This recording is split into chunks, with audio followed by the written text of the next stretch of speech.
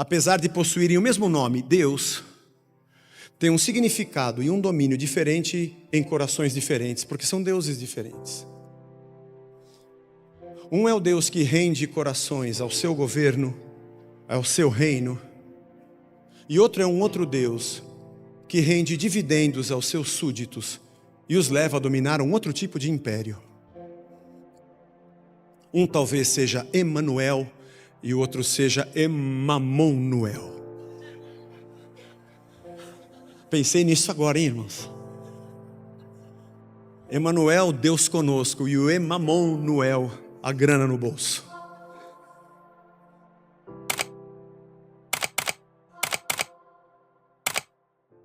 Onde nós estamos?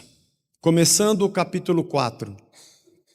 Capítulo 4, semana passada, nós fomos até o verso 4 do capítulo 4, porque era o final da história do trecho do capítulo 3, quando João e Pedro, entrando no templo, vem um paralítico e eles dizem: o que eu não tenho prata nem ouro, o que eu tenho eu te dou, levanta e anda. Os pés dele se firmaram, ele ficou de pé, o povo juntou em Pedro e João e Pedro começa a pregar a respeito da ressurreição. E aí os religiosos ficam bravos com isso e ali começa uma perseguição. Hoje eu vou ler de novo a partir do primeiro verso, porque eles estão no templo falando de Cristo e o templo é o lugar dos saduceus e dos sacerdotes e eles se levantam contra os apóstolos. Capítulo 4, verso 1 em diante. Enquanto Pedro e João ainda falavam ao povo, chegaram os sacerdotes, o capitão do templo, os saduceus, ressentidos, porque os apóstolos estavam ensinando o povo e anunciando em Jesus a ressurreição dentre os mortos. Prenderam Pedro e João e os recolheram no cárcere até o dia seguinte, pois já era tarde. Porém, muitos dos que ouviram a palavra creram, subindo o número desses homens a quase 5.000. Ou seja, no dia do Pentecostes, 3.000 pessoas se converteram e agora o número subiu a quase 5. Por conta de tudo que aconteceu ali no templo e a pregação deles. No dia seguinte, as autoridades e os anciãos e os escribas se reuniram em Jerusalém, com o sumo sacerdote Anás, com Caifás, João, Alexandre e todos os que eram da linhagem do sumo sacerdote. Todos os que eram da linhagem do sumo sacerdote. E colocando os apóstolos diante deles, perguntaram: com que poder ou em nome de quem vocês fizeram isso, aquela cura? Então Pedro, cheio do Espírito, lhes disse: autoridades do povo e anciãos, visto que hoje somos interrogados a propósito do benefício feito a um homem enfermo, do modo como ele foi curado, saibam os senhores todos e todo o povo de Israel que, em nome de Jesus Cristo, o Nazareno, a quem vocês crucificaram e a quem Deus ressuscitou dentre os mortos, sim, é em seu nome que está sendo curado na presença de vocês. Esse Jesus é a pedra que vocês, os construtores, rejeitaram, mas ela veio a ser pedra angular. E não há salvação em nenhum outro, porque debaixo do céu não existe nenhum outro nome dado entre os homens pelo qual importa que sejamos salvos. Ao verem a ousadia de Pedro e João, sabendo que eram homens iletrados e incultos, ficaram admirados e reconheceram que eles haviam estado com Jesus. Vendo que o homem que havia sido curado estava com eles, nada tinham a dizer em contrário. E mandando-os sair do sinédrio, discutiam entre si, dizendo: que faremos com esses homens? Pois todos os moradores de Jerusalém sabem que um sinal notório foi feito por eles, e não podemos negar. Mas para que não haja maior divulgação entre o povo, vamos ameaçá-los, para não falarem mais neste nome a quem quer que seja. Chamando-os, ordenaram-lhes que de modo nenhum falassem, nem ensinassem no nome de Jesus. Mas Pedro e João responderam: os senhores mesmo julguem se é justo diante de Deus ouvirmos antes aos senhores do que a Deus. Pois nós não podemos deixar de falar das coisas que vimos e ouvimos.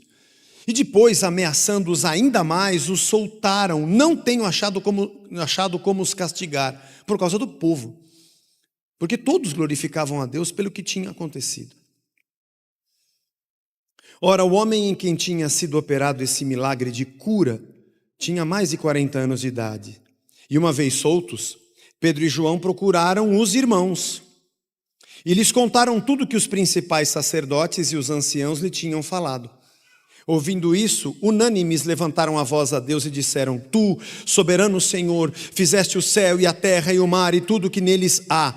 Disseste por meio do Espírito Santo, por boca de Davi, nosso pai, teu servo: por que se enfurecem os gentios e os povos imaginam coisas vãs? Os reis da terra se levantaram e as autoridades se juntaram contra o Senhor e contra o seu ungido. Porque de fato nessa cidade Herodes e Pôncio Pilatos, com os gentios e gente de Israel, se juntaram contra o teu santo servo Jesus, a quem ungiste, para fazerem tudo o que a tua mão e o teu propósito predeterminaram. A gente sabia, os profetas já tinham dito isso. Agora, Senhor, olha para as ameaças deles e concede aos teus servos que anunciem a tua palavra com toda ousadia, enquanto estendes a tua mão para fazer curas, sinais e prodígios, por meio do teu santo servo Jesus. E tendo eles orado, tremeu o lugar onde estavam reunidos e todos ficaram cheios do Espírito Santo e com ousadia anunciavam a palavra de Deus. Fala, Senhor, ao nosso coração, pelo teu Espírito, pela tua palavra, em nome de Jesus. Amém. Esse é o primeiro sinal de perseguição em Atos. Na história que Lucas escreve para Teófilo, é a primeira vez que a perseguição aparece. Ela não aparece pelo Império Romano, ela não aparece pelas mãos dos romanos. Ela começa aparecendo pelas mãos dos religiosos. A religião de Deus, do povo de Deus, no templo do Deus do povo de Deus, no templo onde Deus habita para o povo de Deus, chamado pelo nome de Deus. Os sacerdotes ungidos por Deus, do meio do povo de Deus, para oficiarem a Deus, é que mataram o Filho de Deus. Tem alguma coisa errada aqui. Tem alguma coisa errada aqui. Os saduceus eram o partido que indicavam o sacerdote para o templo. Eram eles que dominavam esse setor da vida cultural religiosa do povo. Era muito mais comum você ver saduceus no trabalho do templo, porque os sacerdotes vinham dessa seita. Fariseus e escribas eram mais comumente encontrados nas sinagogas, onde acontecia o estudo da palavra de Deus. Parece que os fariseus e escribas também se debatiam com os saduceus para que eles tivessem o direito de indicar do meio deles um sacerdote. Lembre-se que mais de 200 anos antes de Cristo isso tinha começado, porque antes, filho de sacerdote assumia o sumo sacerdócio. Mas logo na época do Império Grego, depois da morte de Alexandre o Grande, começou a simonia, que era a compra da posição de sumo sacerdote diante do imperador por um valor em dinheiro. Isso está na história, no período interbíblico. Quando nós chegamos aqui nos dias de Jesus, já não tinha mais nada a ver com uma sucessão, com uma unção de pai para filho dentro de uma tribo sacerdotal. Anás era o sumo sacerdote e Caifás, o sumo sacerdote anterior, era o seu sogro. E diz o texto aqui que havia uma linhagem do sumo sacerdote que compuseram uma espécie de corte dentro do sinédrio, como um domínio político-religioso. A verdade é que esse sistema que juntava o poder de Roma com o poder religioso era muito interessante, tanto para os saduceus, porque tendo o apoio de Roma para escolher sacerdotes, fazerem da administração do ambiente religioso uma gestão terceirizada por uma empresa familiar, era muito vantajoso porque eles dominavam também o comércio do templo. Aquele que Jesus expulsou vendedores, derrubou a mesa dos cambistas. Cambistas porque a moeda do templo era diferente da dracma e do denário, era o shekel ou o siclo. Então eles dominavam o câmbio da troca de moeda que circulava dentro do templo. Além da venda dos animais, o empreendimento religioso era controlado por uma família. Quando diz que aqui tinha a descendência, a geração do sumo sacerdote, provavelmente de Anás, que não era filho de Caifás, mas também por se casar com a filha do sacerdote, ocupou o lugar de sumo sacerdote num acordo com Roma e trazia seus parentes para ocuparem um lugar na empresa religiosa que administrava o templo, na empresa familiar. Os saduceus não criam na ressurreição. Os saduceus não acreditavam, os fariseus ainda criam nas profecias de Daniel, Ezequiel sobre a ressurreição, mas os saduceus não. A pregação dos cristãos batia muito de frente com a crença da seita dos saduceus, porque falava fundamentalmente sobre a ressurreição. Aliás, todo domingo que a gente está aqui falando, a pregação de João e dos apóstolos bate na ressurreição, porque nós somos filhos da ressurreição, nós temos uma nova vida, nós morremos para esse mundo, nascemos de novo, a ressurreição é a marca do cristão. Ele não mais tem nada a ver com esse mundo, mas tem a ver com a nova vida de Cristo. E isso é muito libertador. E libertação não é uma coisa que tem a ver com a religião. Religião se dá melhor com o ambiente dos aprisionamentos, dos controles e dos sistemas. Ali do lado de Pedro e João, que estavam presos pela corte judaica, que era o Sinédrio, o capitão do templo, eles poderiam fazer um julgamento da religião, mas não poderiam julgar para a morte com pena de morte. Apenas os romanos podiam fazer isso. Tanto é que Jesus, quando foi julgado, na madrugada, na calada da noite, pelos saduceus, teve que ser levado até Pilatos, que lavou as suas mãos, para poder ser condenado à morte. Mas eles não tinham muito o que usar esses dois. Aliás, foi essa mesma patota que julgou Jesus aí há uns 3, 4 meses antes desse fato. E lembre-se que João e Pedro viveram aqueles dias, mais Pedro, porque estava no pátio anterior à casa onde Jesus estava sendo julgado, e quando perguntaram 3 vezes se ele era um dos galileus que estava com Jesus, ele negou Jesus 3 vezes com medo, porque ele poderia ser morto. Agora essa mesma patota o prendeu e ele não teve medo. Cheio do Espírito, ele bateu de frente com esses religiosos, que estavam muito preocupados com o seu empreendimento religioso lucrativo. Aliás, tão preocupados que se eles queriam acabar com Pedro e João, mas o povo estava vendo. Quando eles foram presos, provavelmente o rapaz que foi curado foi junto, porque ele estava aqui. Não, eu vou com vocês, preso por quê? E os religiosos disseram, puxa, a gente podia cortar o pescoço desses caras, mas o cara está aqui, ó. A desgraça do milagre está aqui na frente. E o povo todo está dando glória a Deus lá fora. Não é hora de matar eles agora, depois a gente mata. É mais ou menos esse o cenário que nós estamos assistindo. A religião de Deus perseguindo o Filho de Deus. Tem alguma coisa errada aqui. Com que poder e em nome de quem vocês fizeram esse milagre? E aí o Pedro, não mais com medo, diante da mesma patota que alguns meses atrás condenou e crucificou Jesus, cheio do Espírito, diz: foi Jesus, foi Ele que nos deu autoridade e nos levou a fazer o que nós fizemos. Ele é a pedra que foi rejeitada pelos construtores, que são vocês, mas que foi colocada como pedra angular. Pedra angular é como pedra básica, a pedra fundamental sobre a qual se constrói.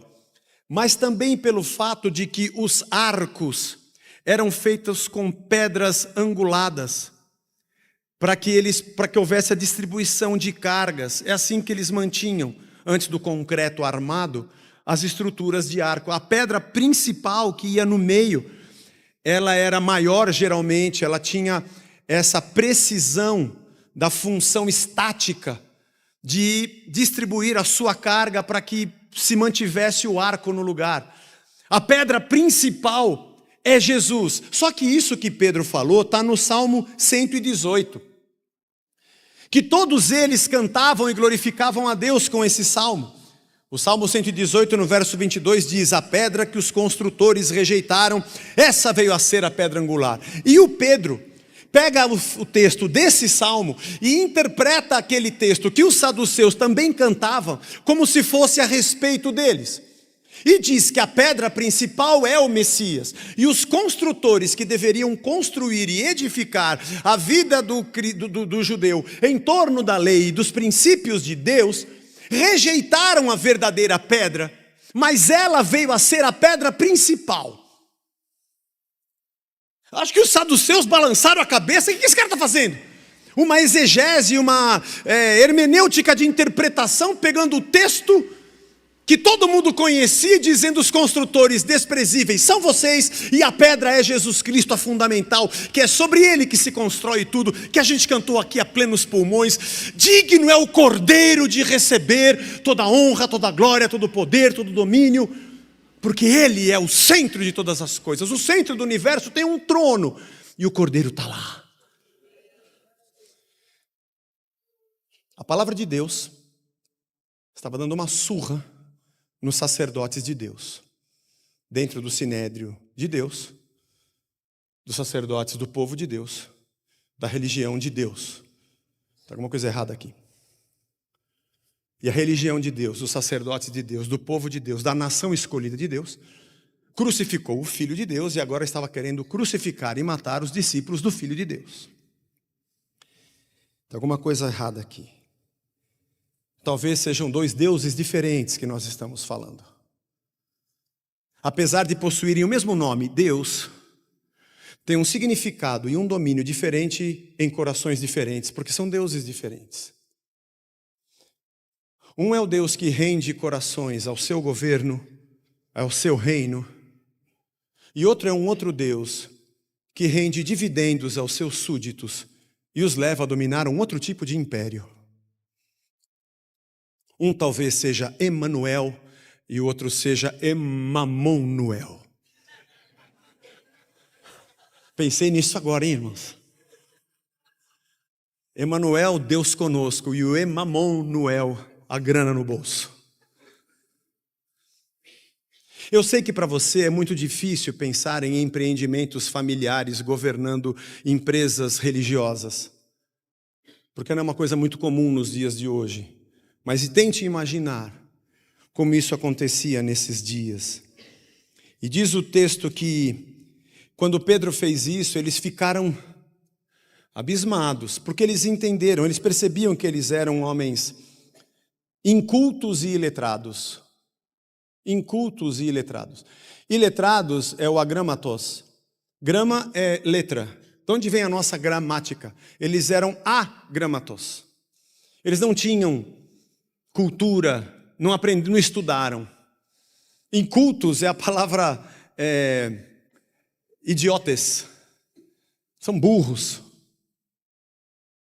Essa é a ideia que os saduceus, no topo do seu orgulho, do domínio do seu império religioso, fazia dos discípulos de Jesus. Só que a hora que eles abriram a boca, eles notaram o mesmo espírito que havia em Jesus, porque eles falaram, esses caras andaram com Jesus. Eles são mesmo discípulos. Porque esses saduceus, alguns meses atrás, na última entrada de Jesus no templo, debateram com Jesus no pátio, enquanto o povo ficava em volta, briga, briga. E Jesus deu uma surra neles com a palavra. E todos os embates de Jesus com os religiosos perderam todos. Foram rebaixados, sem fazer um ponto no campeonato. Porque Jesus abria a boca com a própria lei e os princípios divinos que deveriam reger o povo de Deus e o sacerdote de Deus, para que fosse usado como advertência a eles mesmos. O que está escrito é contra vocês. Os construtores desprezíveis são vocês. E aqui de Deus só tem um nome, na fachada e na placa. Jesus já havia dito a respeito deles, esse povo honra-me com os lábios, mas o coração está longe de mim. Esses embates em que eles perderam, e Jesus, com uma sabedoria de interpretação das verdades das Escrituras, deu uma surra nesses saduceus, também nos fariseus, também nos escribas que estavam aqui. Quando Pedro sai falando isso, parece que eles tiveram um déjà vu.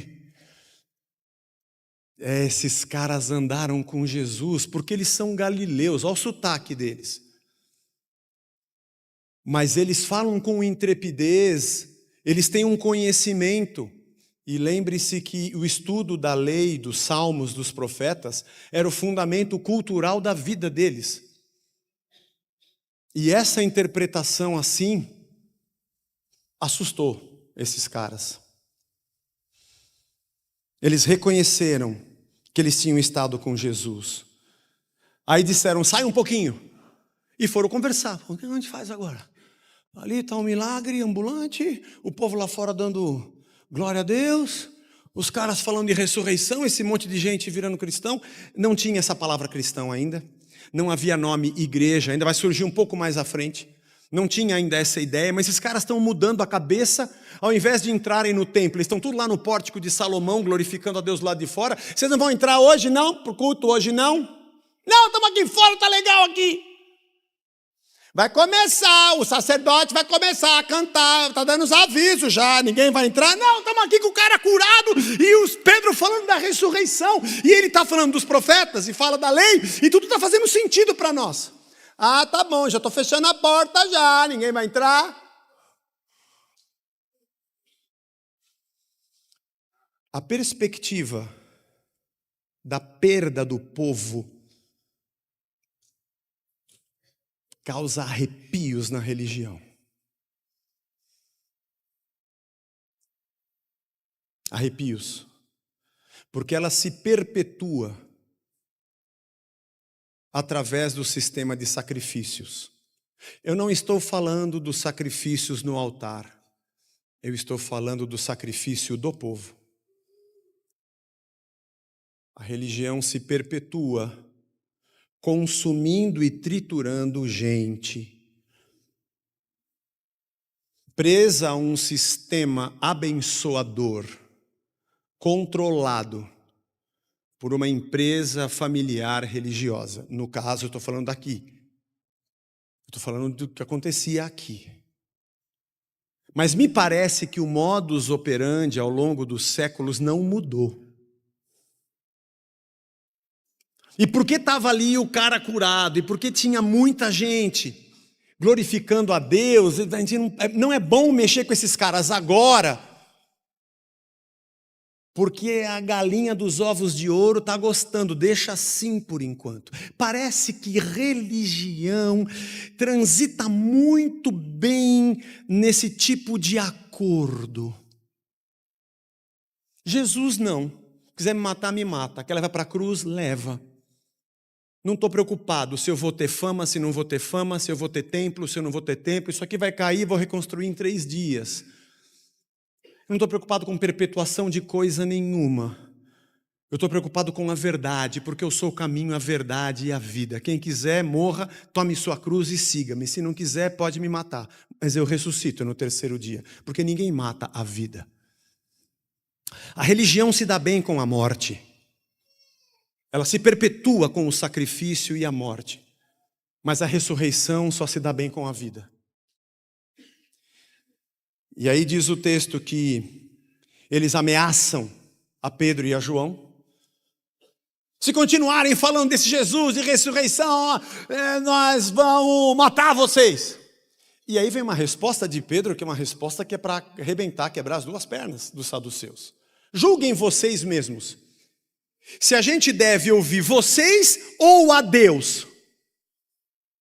Para mim importa muito mais fazer o que Deus está dizendo do que o que vocês estão dizendo. Isso aqui é um absurdo. Essa frase é uma explosão bombástica na cabeça de um saduceu. Como é que você diz o que eu estou dizendo e o que Deus está dizendo? O que eu estou dizendo é de Deus. Não é. A religião de Deus, do povo de Deus, no templo de Deus, na cidade de Deus, do Israel de Deus, dos sacerdotes ungidos por Deus, não são de Deus. Pelo menos esse sistema. Eu não posso falar dos corações voluntários e verdadeiros, de todos aqueles que eram da nação de Israel e temiam a Deus e aguardavam o Messias verdadeiro. Eu não estou falando da totalidade de um povo, que a gente nem sabe como, mas esse essa casta, esse triângulozinho no pico da pirâmide, a última coisa que eles estavam fazendo era glorificar a Deus. Afinal de contas, eles mataram o Filho de Deus. Desprezaram a pedra que veio a ser a principal. Deve ter ofendido muito esses caras. Como assim ouvir a nós ou ouvir a Deus? E vocês preferem ouvir a Deus? É porque ouvir a vocês e ouvir a Deus são duas coisas distintas. Duas coisas muito diferentes. A gente prefere ouvir a Deus. Gente bonita da Casa da Rocha, ouça a Deus. Leia o Evangelho. Passa na livraria, compra os livros de devocional, compra os comentaristas, os melhores do mundo estão aí. Leia, estude. Nós vamos daqui a pouco passar pela igreja de Bereia, onde Paulo esteve, mais à frente aqui em Atos. Paulo pregava e os irmãos ficaram assim, ó. Uhum. Paulo falava amém e ninguém falava glória a Deus. Paulo falava aleluia, ele está bom. Paulo falava receba, eles agora não. Os caras eram duros, meu. Mas por um bom motivo. Aí quando acabou a primeira noite que Paulo estava lá pregando, Deus abençoe eles, tá bom. Amanhã eu estou aqui de novo, vocês voltam? Provavelmente. Foram embora para casa.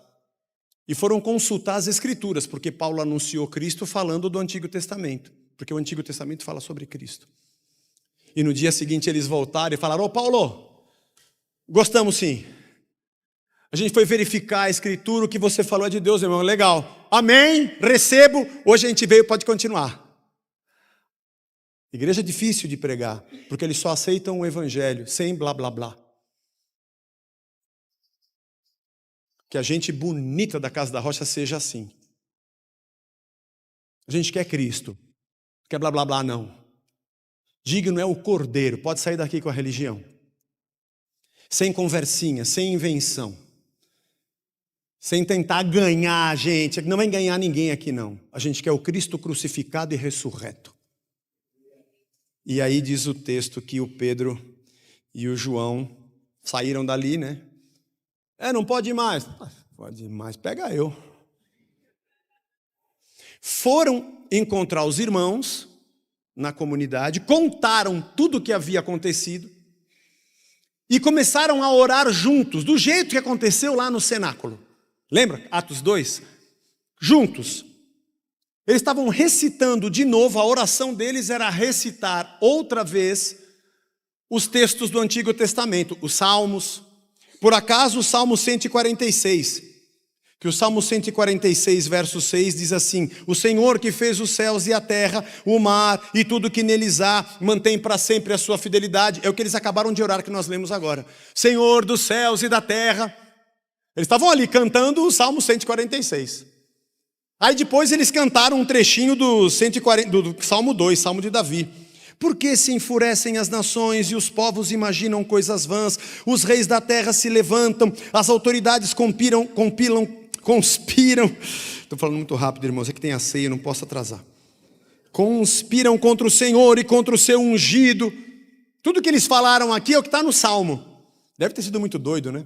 O Salmo explodiu o significado na cabeça deles, eles cantaram o Salmo 2 a vida inteira, de repente eles conheceram o Jesus, o Messias do Salmo, e agora estavam vendo os poderosos da terra se levantar contra ele, falaram, está tudo escrito, cara, nós estamos vivendo o que está escrito. E diz o texto que eles oraram, e aqui acontece um negócio muito improvável. Senhor, diante das ameaças desses caras, dá para a gente ousadia, para a gente continuar falando o que eles não querem que a gente fale. Porque eles ficaram tereré, porque Pedro e João estavam pregando a ressurreição. E porque eles falavam de Cristo, eles trouxeram a palavra de condenação. E Pedro e João disseram numa palavra, vamos continuar falando do que Deus quer que a gente fale. E eles mandaram palavras de ameaça. O problema central aqui não foi a cura. Você percebe, né? O centro desse texto não é a cura do rapaz na porta do templo. O problema é a pregação. O problema é a libertação das cabeças e das mentes. O problema todo é você desconfigurar pessoas que estão padronizadas e robotizadas dentro de um sistema. Porque os odres que Lucas havia dito para Teófilo lá no capítulo 3 de Lucas, os odres velhos, ressecados, não suportariam o vinho novo, eles iam explodir. Porque estava chegando o reino de Cristo, o senhorio, que faz curvar corações e joelhos diante dele, ainda que isso lhes custe a vida. Por isso eles oraram como Cristo. Jesus foi para a cruz porque ele manteve a boa confissão diante de Pôncio Pilatos. É assim que diz o texto. E Pedro e João fizeram a mesma coisa. Se quiser matar, mata. Isso nos faz lembrar também do Antigo Testamento, que aponta para Cristo, o que aconteceu na época do reino de Nabucodonosor, com Daniel, Sadraque, Mesaque e Abednego. Se vocês não se curvarem diante da estátua de Nabucodonosor, vocês vão para a fornalha. Ué, e qual é o problema? Vou acender mais forte, 7 vezes mais. Beleza, fogo é fogo. E vice-versa. E será que o Deus de vocês vai livrar vocês da fornalha? Não sabemos. Se ele livrar, ele livrou. Se ele não livrar, não livrou. De qualquer maneira, é melhor estar na mão dele do que na sua. Vocês percebem o tipo de oração de Pedro? Não, eu não vou falar da oração que ele fez. Eu vou falar da oração que ele não fez. Porque a oração que ele não fez fala mais alto do que a oração que ele fez. Ele não fez a oração dizendo: Senhor, estamos aqui chorando, faz cessar a perseguição. Ele não fez essa oração. Vocês percebem que ele não orou para que a perseguição parasse? Isso é muito significativo. Porque seria a primeira coisa que nós oraríamos: faz parar a perseguição. Tem uma segunda oração que ele não fez: Senhor, tira esse César, coloca um outro César. Esse César está nos perseguindo, nós estamos preocupados, porque se vier um outro César, diferente de nós, ele vai perseguir a gente. E todos nós estamos colocando nas redes sociais: cuidado com a perseguição que virá pelo César. Eu estou falando dessa época aqui, irmãos, eu não estou falando de hoje. Você interpreta como você quiser. Nós precisamos ir talvez ser amigos dos saduceus, para a gente ficar amigo do César e ter com ele um acordo, para ele não fazer mal contra a nossa igrejinha enquanto a gente está aqui. O senhor pode preparar para nós, Senhor, uma reunião lá em Roma? E digo isso para todos os lados, para todas as vertentes, para todas as ideologias, canhotas ou destras. O que eu estou querendo dizer a você: não ria, irmão, porque isso aqui seria cômico se não fosse trágico. Presta atenção no que Pedro e João disseram. A igreja de Cristo não se curva por causa da perseguição, não faz acordos por causa da perseguição. A igreja de Cristo não lambe as sandálias de César. A igreja de Cristo não lambe as sandálias de César.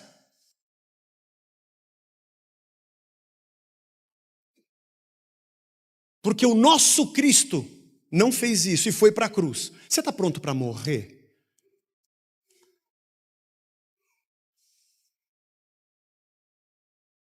Você está pronto para morrer, irmão?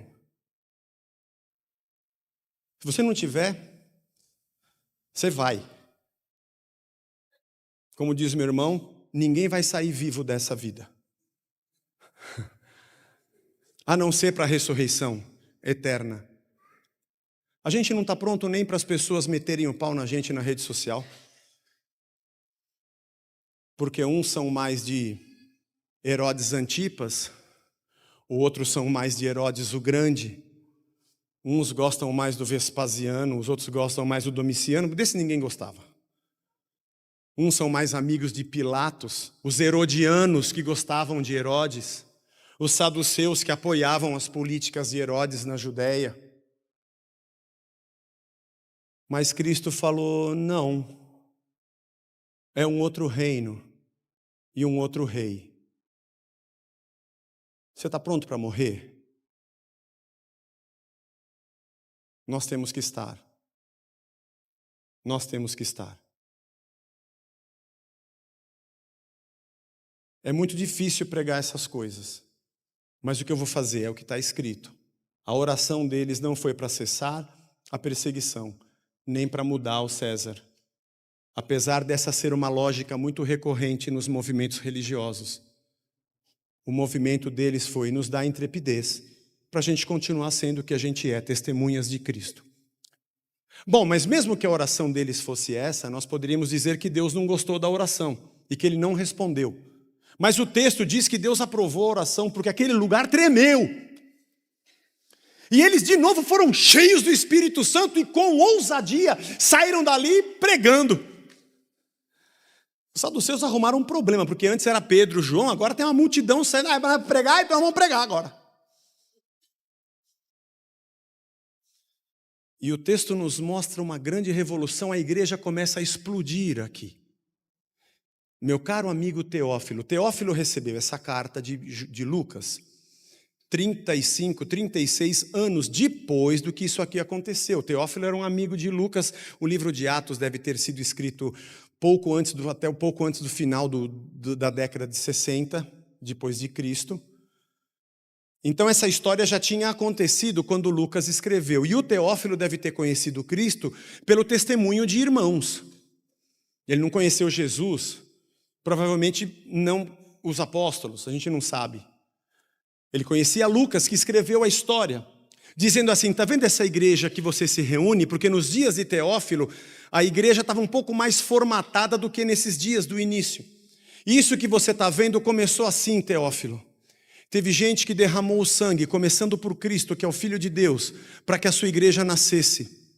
Ela não é da vontade dos homens, mas ela vem da vontade de Deus.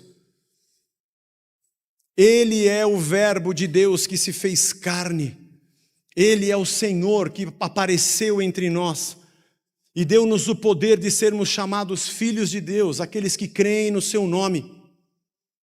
Não se preocupe com o que vai acontecer. Peça a Deus ousadia. Foi a ousadia desses irmãos que estiveram prontos para ir para a cruz, que fez o evangelho genuíno e não contaminado chegar até você. Eu estou contando para você, Teófilo, o que aconteceu nos primeiros dias da igreja. Deus fez tremer aquele lugar, do mesmo jeito que aconteceu quando Cristo estava na cruz, que diz o texto que fez trevas sobre a terra, houve um terremoto na terra no dia em que Cristo morre na cruz, abalo na terra, mortos saíram das tumbas vivos, e as pessoas batiam no peito dizendo, esse homem era justo, ele foi para o sacrifício falando a verdade. E os apóstolos que estavam prontos a ir para o sacrifício e continuarem com a verdade, viram também o lugar tremer. É isso que aconteceu, Teófilo. Isso aqui, essa igreja que você conheceu começou assim. Ó. É para a gente olhar para esse texto e dizer, gente, a igreja que está aqui começou assim. Ó. Acho que se nós nos mantivermos assim, ela vai conseguir alcançar mais algumas gerações antes desse mundo entrar em colapso completo. É isso aqui, meu caro amigo Teófilo. O lugar tremeu e eles continuaram sendo de Cristo.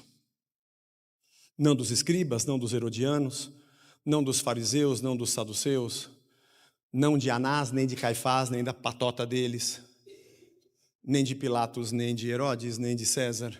Eles continuaram sendo de Cristo. Deus nos abençoe. Nós estamos diante da mesa. Nós vamos participar da ceia. Nós vamos celebrar, com a música que cantamos, o Cordeiro de Deus que se entregou por nós. E é nesse momento que a gente diz, nós comungamos disso. Eu também dou a minha vida por Ele. Acho que eu e você vamos morrer sem ver. Meus filhos, talvez os vejam um pouco, mas eu acredito que meus netos e bisnetos nascerão num mundo onde a religião será um padrão estatizado, governado por uma maioria de uma etnia religiosa preponderante contra Cristo. Porque Paulo diz em 2 Tessalonicenses que o filho da perdição é aquele que se levanta contra tudo que se chama Deus. Porque nós vivemos dias de grande tribulação. O que nós fazemos então, Zé? Um acordo com César ou uma campanha de oração para acabar a perseguição? Eu acho que a gente deve fazer o que eles fizeram. Pedir para Deus ousadia, para a gente continuar sendo o que a gente é. Ainda que isso nos custe a reputação nas redes sociais, isso é o menor.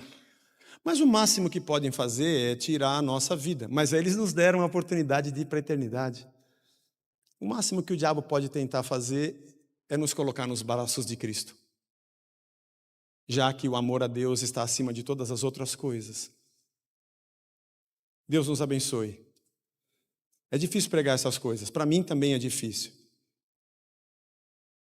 Porque é muito mais fácil eu vir aqui e dizer para você que você vai ser muito abençoado de acordo com a oferta que você der. Mas eu acho que nós escolhemos o caminho mais difícil, que é o caminho do Evangelho. Mas é onde está o Cordeiro de Deus que tira o pecado do mundo. E é aqui que a gente vive. Senhor, obrigado pela Tua palavra. Obrigado pelo Teu reino. Obrigado pelo Teu amor. Pelo Teu sacrifício. Bendita a cruz de Cristo, onde o intrépido e ousado Filho de Deus preferiu não se curvar a Herodes, nem a Pilatos, nem a Anás, nem a Caifás, nem ao Sinédrio. Bendita a obra da cruz, que tem gerado gente nessa vida que não se curva a Anás, a Caifás, a Alexandre, a João e nem a linhagem do sumo sacerdote e nem a César, mas pede ao Senhor intrepidez. Nos dá intrepidez, Senhor. A gente tem que ter muita certeza e força para continuarmos sendo gente do reino da paz no mundo onde impera a força e a guerra. Nos mantém vivos no reino da Tua liberdade. E enquanto a gente viver, nós possamos sinalizar esse reino da justiça do Cordeiro e da vida do Cordeiro ressurreto nesse mundo.